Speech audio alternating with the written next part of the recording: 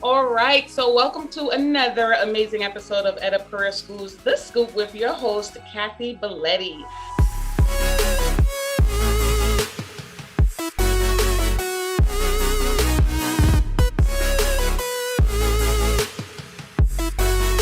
So today is going to be a lot of fun because I have a beautiful young lady with me. She is actually the National Director of Admissions at Aviation Institute of Maintenance, Miss Simone Francis. How are you, Simone? I am doing good. Thank you so much for having me here. I'm super excited. Absolutely. So what's going on in your world over there, Simone? What's going on today? Today is a good day for my team, I will say. We changed about 4 lives today, so Really? feeling good. That's always good news. So Simone, I'm going to get into your background. I know you used to own a hair salon named Pavilion Hair Salon back in the day. I love beauty. Okay, just to let you know. So talk to me about how you ended up transitioning into higher education in the first place. How was that experience for you? You know what? I always tell people that I stumbled up into education. To be honest, I actually started off as a teacher.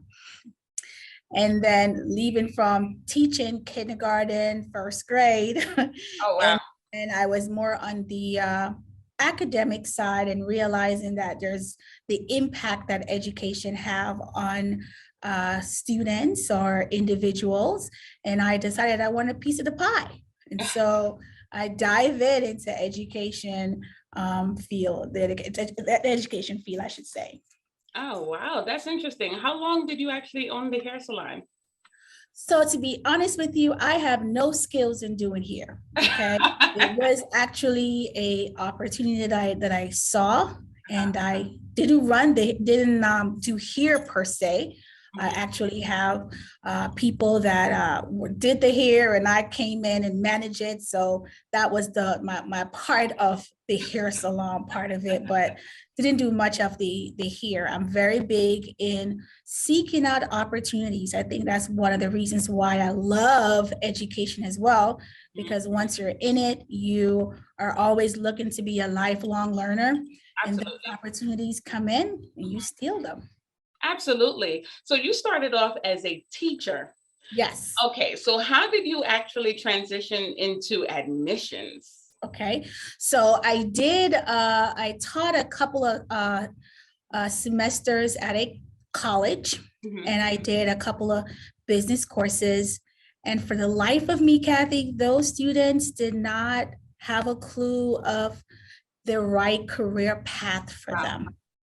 And so it intrigued me. And I said, you know what?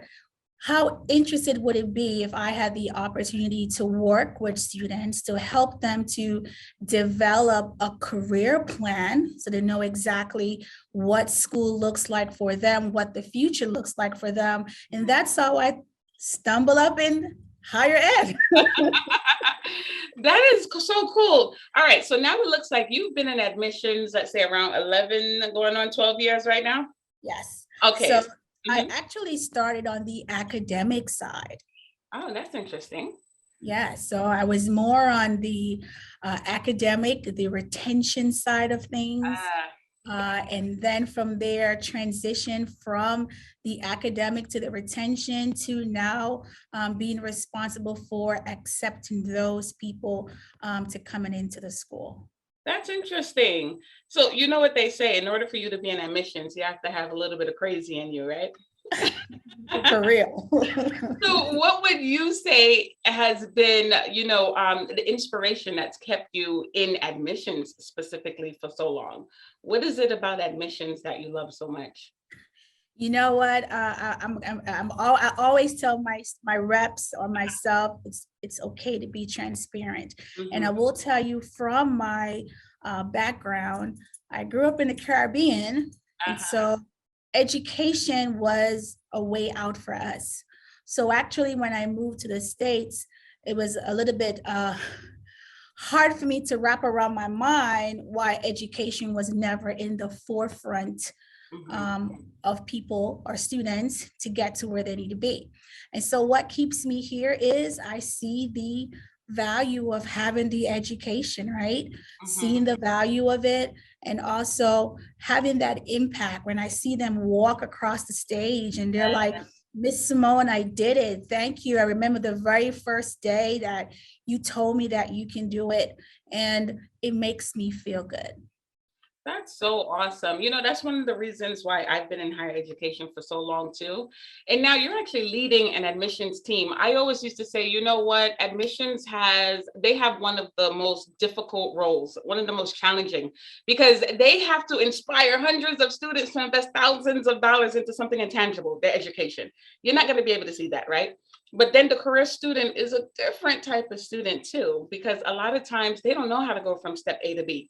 Mhm. And sometimes your advisors may internalize that rejection. And I Mhm. always say, look, no doesn't mean never. It just means not right now.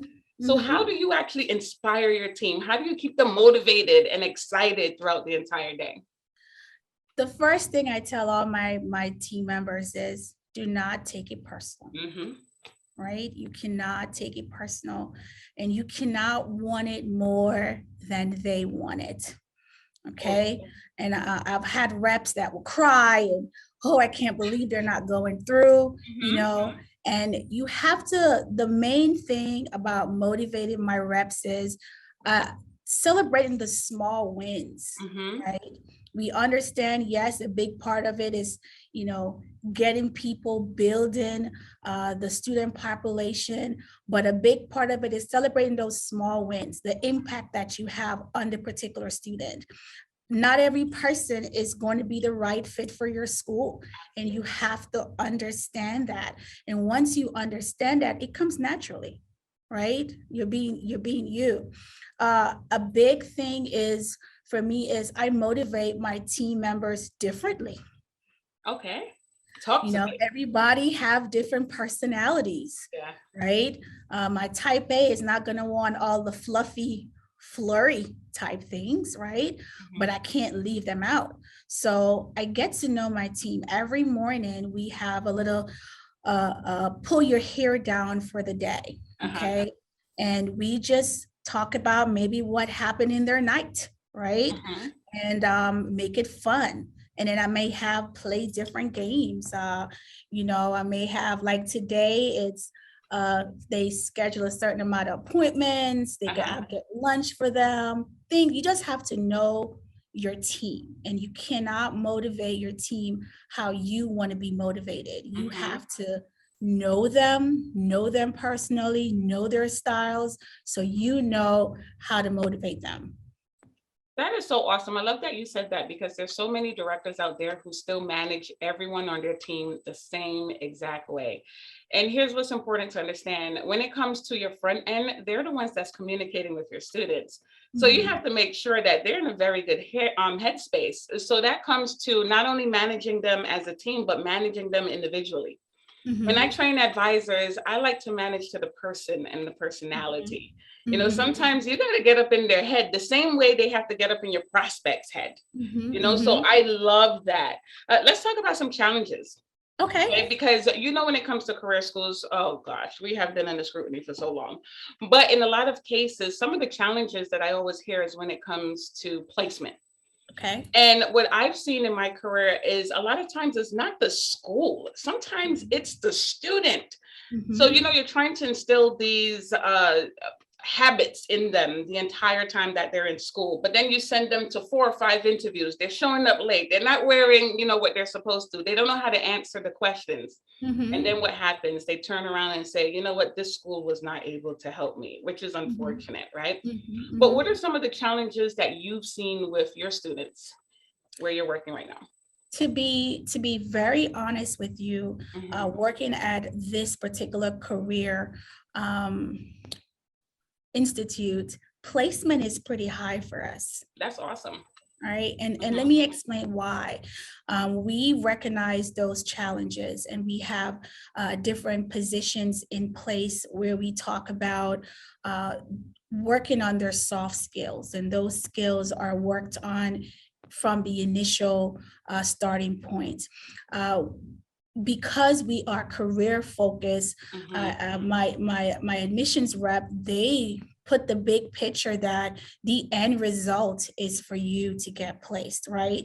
So when we talk about coming to school, we're talking about, hey, professionals, right? That's how we talk with them. We kind of get them in their mind frame of being a professional, having career workshops, having people coming in. So the challenge for us will not be so much placement. The challenge may be going through the entire program, right? Yeah. That may be one of our biggest challenge for us. What would we do as, when I speak of we, I speak of the team, but for my admissions team, we don't want to leave them at the very beginning, right? So we follow them all the way through the time that they're here. And we make it a pinpoint to have different events, giving them a call. I've even incorporated writing them a little note. You finish up your Personal 5 touch. weeks, right? So I would say that would be the challenges for us, not so much placement, but making sure that they really get to the end result. That is awesome. I love that you said that your team is basically with them the entire way. So many times I see advisors have the mentality that as soon as they start, it's like, all right, academics, good luck, but a lot of times when you think of it, your advisors are the ones who built the most rapport with them, so they feel the most comfortable. And a lot of times academics have to look right back to admissions to say, hey, the student has not been in school. What happened? And they could refer back to that first interview. I love that. So let me ask you this, Simone. What are your thoughts on the future of career education? We're going to go bigger and better. I love it.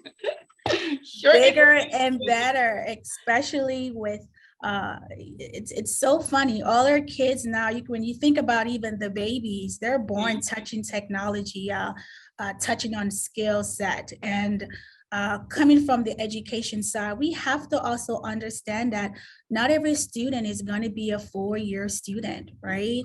Not every student will be able to do that. Some parents may not have the financial stability to help someone go through a 4-year college, right? So, this is how, we can help.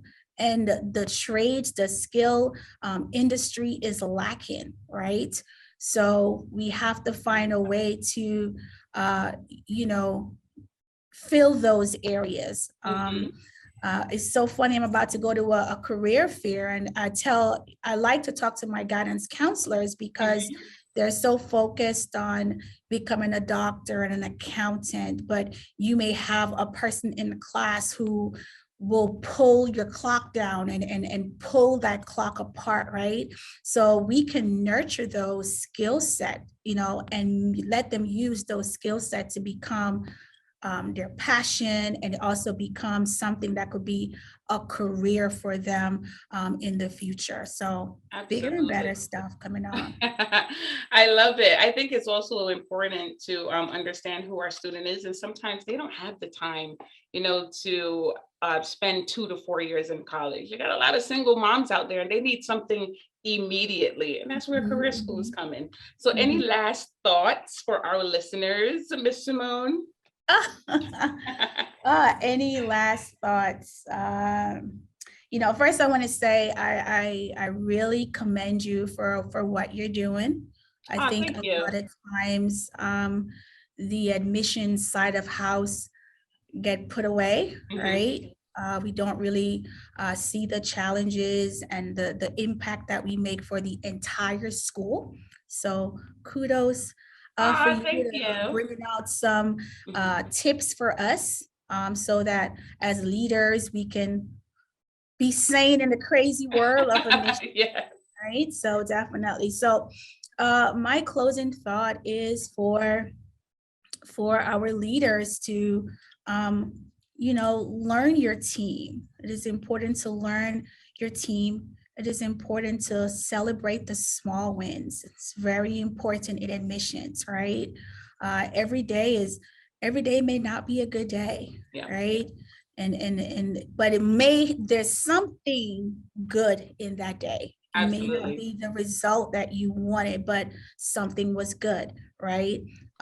encourage your team to learn something every day. Learn something. It could be program wise. It could be something in the industry. Just whatever it is, have them to learn and improve on their skill set, and it will make your life so much easier, and you will still be able to achieve your goals as you know for the school, but a big part is to achieving your goals for your team, right? Because your team see you as the leader that it is. So that's it for me.